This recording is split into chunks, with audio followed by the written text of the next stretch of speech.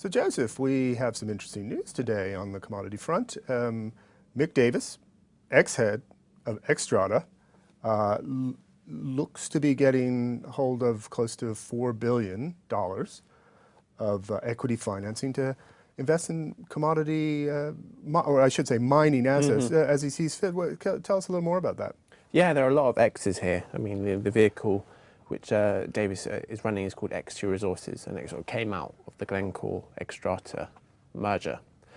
And like you say, $4 billion is a lot for anyone's sort of first round funding, but for a mining venture in particular, it's sort of crazy because mining, as we know, is a very capital constrained industry at the moment, despite its need for constant inflows of capital. And but if you look at the investors here, it's very interesting. Of that almost $4 billion, $2.5 billion is equity, another just over $1 billion or so is conditional equity raising, and the condition seems to be once you buy an asset, more money gets unlocked. Right. So again, it's very much looking towards the asset and some cash flows.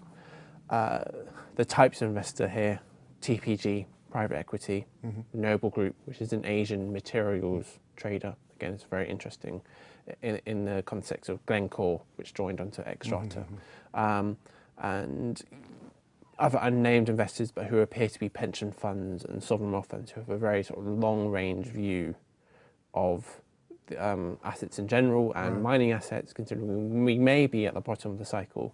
This is an interesting time to be putting in that much money. So do you think, I mean, in terms of time frame that they have, Davis's new venture, and the amount of distress in the system, I mean, forced sellers amongst the mining asset owners, is this going to work in their favor, or does he have a really long time to make some of these purchases?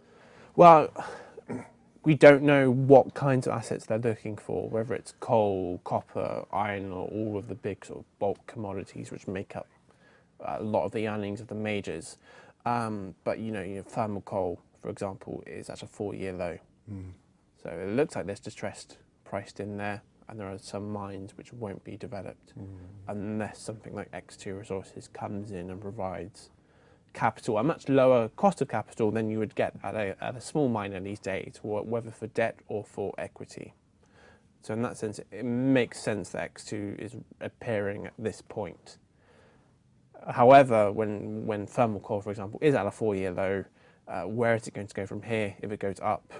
If majors feel, well, we don't have to sell out our portfolios of assets because the cycle is turning, then suddenly where does this $4 billion go, and how much can you hang on for? If the investment horizon is 5 to 7 years, for example, that's fine for whatever sovereign wealth fund is along for the ride.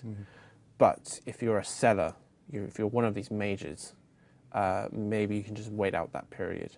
Right. Okay. Interesting stuff. Thanks, Joseph.